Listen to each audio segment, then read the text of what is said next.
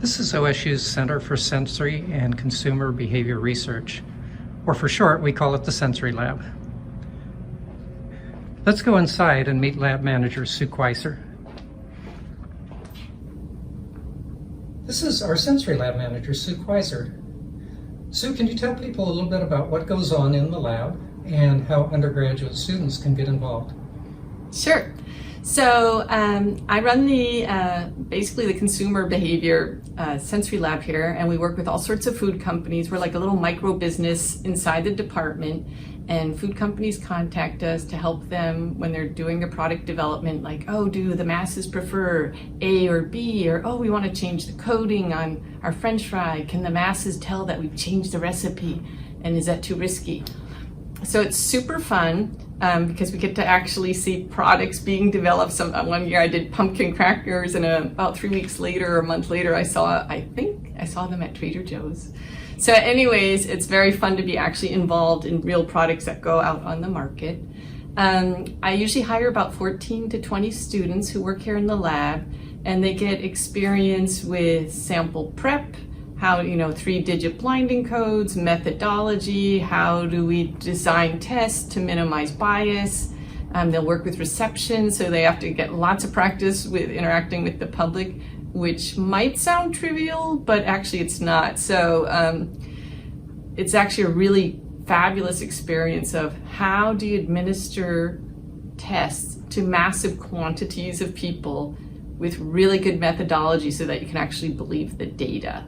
So that's what we do. It's really great for the students. I try to hire freshmen and sophomore usually, and then they'll work for me for like 2 or 3 years. You don't need any experience. I mean, our whole point in the department is we're trying to let the students get relevant job experience on their resume before they graduate. So it's really great. You could be like downstairs and taking your food law class, and then you run up here and you work for like 3 hours, and then you go on with the rest of your day. So it's a really fabulous way for students to get relevant job experience and learn really good sensory science. Great. Can you show us around the lab? Sure, I'd love to show you around the lab. Okay, so this is what looks like when you come into our lab. So there's prep areas and these beautiful tiles someone made a long time ago. And we have these huge big windows. I always feel like I'm in an artist studio loft.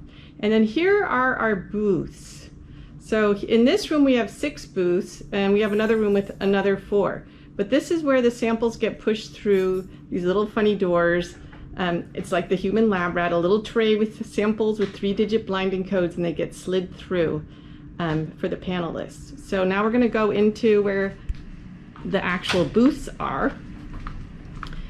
So this is where the workers are, all the student workers. We're all on this side. Okay. All right, so this is what it looks like when the panelists come in. So they'll walk in, and then they'll choose a booth to sit at, and they sit down, and then they'll sit there and wait for their sample. And then the workers are on the other side. Oh, there he is. And so this is what the testers will actually experience, which is hilarious. It's just a pair of hands and then a sample booth. So the samples, you'll see, have like 3-digit blinding codes. So we do that on purpose so that they don't have any association. So we say like, well, what do you think of 469 versus 538? We'll have unsalted crackers. People drink water and eat unsalted crackers between samples to cleanse their palate. And then they'll start tasting the samples. We have screens up here. It's not on right now, but it'll have questions like, how much do you like it? What do you think about the saltiness? What do you think about the crunchiness? All sorts of stuff. It's totally fun. And it's hilarious because when people find out they can be testers, they're like, you're going to pay me to eat food? And we're like, yeah.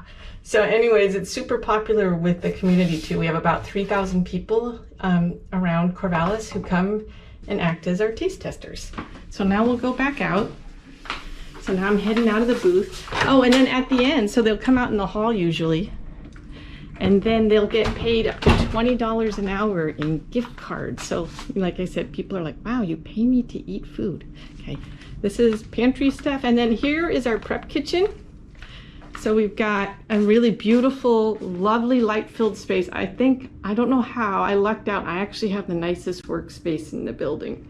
So that's all our spring water, so that we have really neutral water. We have all sorts of prep surfaces, ovens, and we've got a whole bunch of other equipment stored away. So this is where the students will work prepping samples, cooking, things like that. Anyways, oh, and then the other thing, so you'll see up here, see that monitor? And then over here on this wall, there's another monitor up there. So we actually have real-time monitoring of the tests. So we'll actually know, like, oh, panelist number, in the booth number 5 is actually on the second question. He's on the salt jar question. And so we actually know real-time what question they're on, what the next sample is they're gonna need. So it's super duper efficient. So anyways, it's just a really lovely place to work, and my favorite part of the job, I guess I'll turn it on me.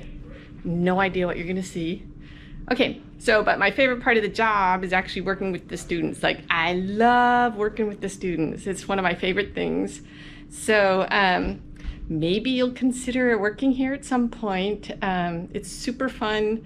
There's a lot of camaraderie among the students, and it's just a really great way to get relevant job experience. So that's what we do here in the Sensory Lab. Okay, bye.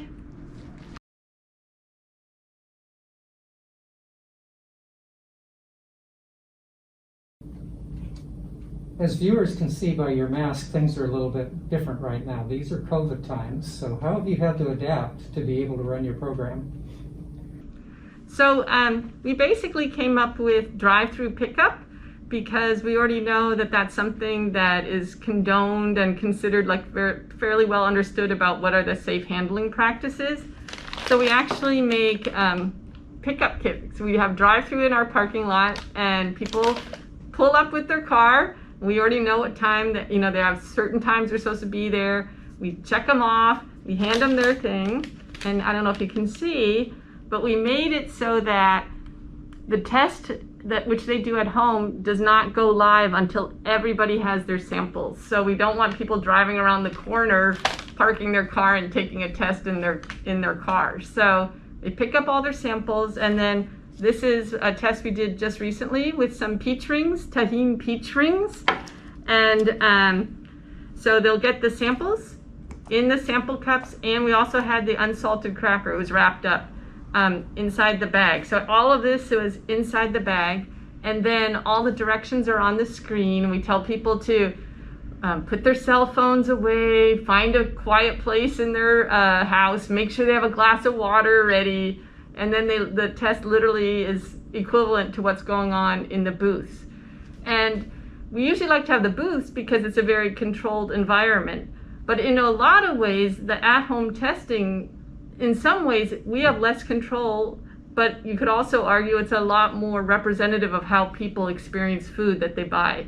So there's pros and cons to either scenario, but it seems to be working really well, and our panelists are so excited to be taste testing again. So it's working really well. I was surprised at how smoothly it's been going.